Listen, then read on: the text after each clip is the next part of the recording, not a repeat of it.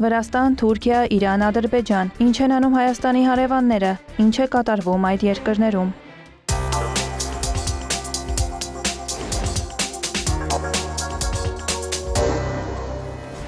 Խաղաղության պահպանումն անշուշտ հեշտ գործ չէր, դրա համար պայքարը հաջողությամբ շարունակվեց 2025 թվականին, հայտարարել է Վրաստանի վարչապետը ԻՄԵԴ-ի հեռուստաալիքի եթերում։ Ամփոփելով տարին, Իրակլի Կոբախիձեն խոսել է նաև ինքնիշխանության համար պայքարի մասին եւ նշել, որ Վրաստանի եւ վրաց ժողովրդի նկատմամբ վերաբերմունքն անարդար է։ Դրա պատճառն ըստ Կոբախիձեի այն է, որ Թբիլիսին որևէ քայլ չի արել արտաքին ուժերի ազդեցության տակ։ Վարչապետն անդրադարձել է նաև Եվրամիության հետ հարաբերություններին։ Նրա խոսքով Եվրամիության լիիրավ անդամ դառնալու ճանապարհին Թբիլիսիին անհանգստացնում է եվրոպական բյուրոկրատիայի վերաբերմունքը, հատկապես հոկտեմբերի 4-ի ընտրությունների ֆոնին։ Նման քայլերը Կոբախիձեի գնահատմամբ վրացական հասարակության կողմից բացասաբար են ընկալվում։ Անդրադառնալով Եվրամիության հետ առանց վիզայի ռեժիմի հնարավոր չեղարկմանը, Վրաստանի վարչապետը կարծիք է հայտնել, որ եվրոպական կողմը պրագմատիկ կլինի եւ չի վշտացնի վրաց ժողովրդին։ Նրա խոսքով դա շանտաժի գործիք է։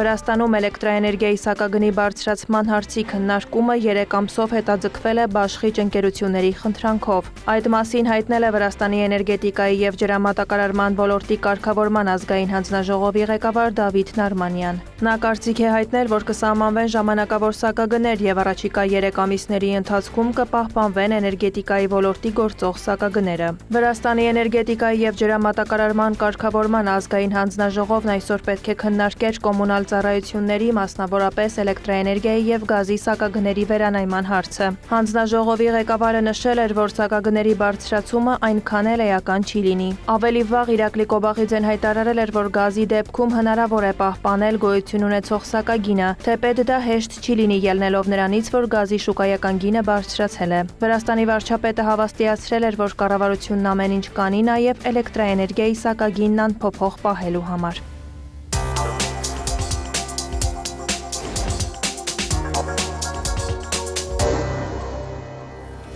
Թուրքիայում 3 ոստիկան զոհվել է, 8 ոստիկան եւ անվտանգության 1 աշխատակից վիրավորվել Իսլամական պետություն խմբավորման անդամների դեմ գործողության ընթացքում, հայտնել է Թուրքիայի ներքին գործերի նախարար Ալի Երլիքայան։ Նրա խոսքով ոչնչացվել է 6 ահաբեկիչ, որոնք բոլորը Թուրքիայի քաղաքացիներ են եղել։ Գործողությունն իրականացվել է Յալովա քաղաքից ոչ հեռու գտնվող տանը, որտեղ ենթադրաբար թաքնվել են Իսլամական պետության անդամները։ Կասկածյալները կրակ են բացել ոստիկանների ուղղությամբ, տնից տարհանվել է 5 կին եւ 6 երեխա։ Լրատվամիջոցների փոխանցմամբ տուժածները տեղափոխվել են հիվանդանոց, նրանց վիճակը բավարար է։ Նախորդ շաբաթ Թուրքիայում ձերբակալվել էր Իսլամական պետության 115 ենթադրյալ անդամ։ Ստամբուլի գլխավոր դատախազության տվյալով այդ անձինք ծրագրել էին հարձակումներ իրականացնել Սուրբ Ծննդյան եւ Ամանորյա տոների ժամանակ։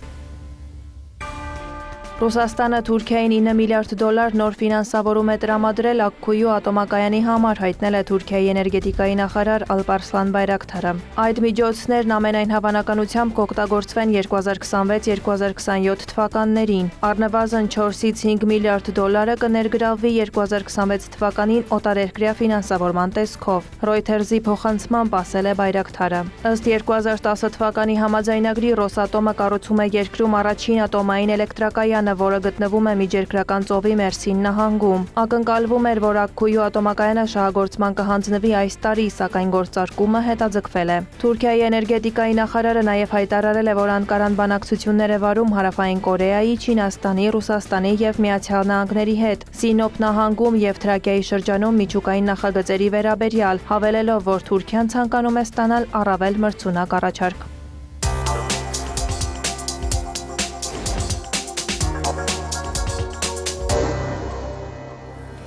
Իրանը վերահաստատել է Հայաստանի հետ ռազմավարական երկխոսությունը զարգացնելու պատրաստակամությունը։ Իրանի ԱԳՆ պաշտոնական ներկայացուցիչ Էսմայիլ Բաղային հայտարարել է, որ Թեհրանը մտադիր է զարգացնել հարաբերությունները Երևանի հետ ազգային շահերի հիման վրա։ Մեկնաբանելով Հայաստանի Հանրապետության վարչապետ Նիկոլ Փաշինյանի հայտարարությունը ռազմավարական համագործակցության փաստաթղթի նախապատրաստման մասին, Բաղային ընդգծել է Հայաստանի հետ հարաբերությունները հիմնված են փոխադարձ շահերի վրա։ Մենք վճռական ենք ամրապնդելու համագործակցությունը տարբեր ոլորտներում, նշել է Պաշտոնյան։ Բաղային հավելել է, որ Իրանը հարգում է այլ գործընկերների հետ համագործակցելու պետությունների իրավունքը, եթե դա չի վնասում Թեհրանի հետ հարաբերություններին։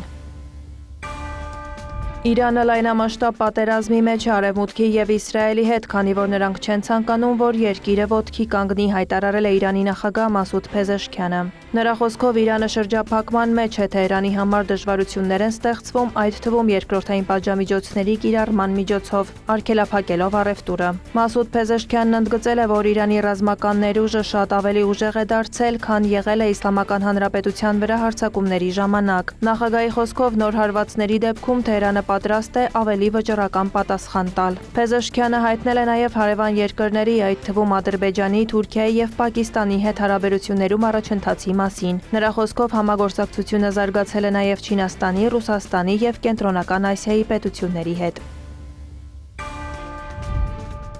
Իրանի արտգործնախարար Աբբաս Արաղչին հեռախոսազրույց է ունեցել Կատարի արտգործնախարար Մուհամմադ բին Աբդուլ-Ռահման Ալ-Թանիի հետ։ Քննարկվել են երկկողմ հարաբերություններն ու տարածաշրջանային զարգացումները։ Առանձնահատուկ ուշադրություն է դարձվել Եմենում տեղի ունեցած վերջին զարգացումներին, ընդգծվել է Եմենի տարածքային ամբողջականության պահպանման անհրաժեշտությունը, ինչպես նաև մուսուլմանական երկրների միասնականության կարևորությունը։ Եմենում իրավիճակը Արաղչին քննարկել է նաև Արաբական Միացյալ Էմիրությունների և Սաուդյան Արաբիայի արտգործնախարարների հետ։ Եմենի հարավում դեկտեմբերին իրավիճակը կտրուկ սրվել է։ Հարավային անցումային խորհուրդը, որը ձգտում է անջատել հարավային շրջանները և հռչակել հարավային Եմենի անկախությունը, գործողություններ է սկսել իշխանության դեմ։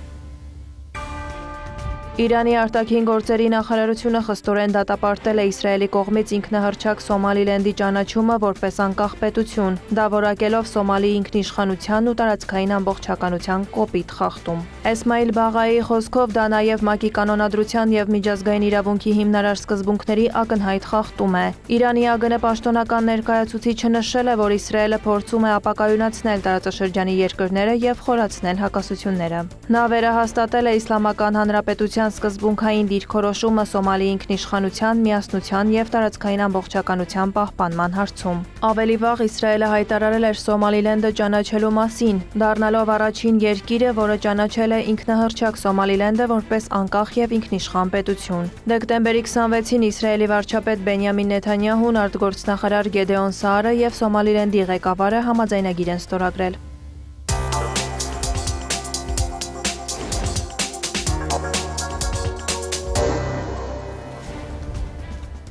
Ադրբեջանի և Վրաստանի արտաքին գործերի նախարարները հեռախոսազրույց են ունեցել։ Ջեյհուն Բայրամովն ու Մակաբո Ջորիշվիլին քննարկել են երկրների միջև բարեկամական և ռազմավարական գործընկերային հարաբերությունների ներկա վիճակն ու հեռանկարները։ Ընդգծվել է, որ բարձր մակարդակով քաղաքական երկխոսությունը, ինչպես նաև կայացած ինտենսիվ այցերը նպաստել են հարաբերությունների հետագա ամրապնդմանը։ Ջեյհուն Բայրամովը շնորհակալություն է հայտնել Վրաստանի ղեկավարությանը տարանցման սակագների հարցը օպերատիվ լուծելու համար։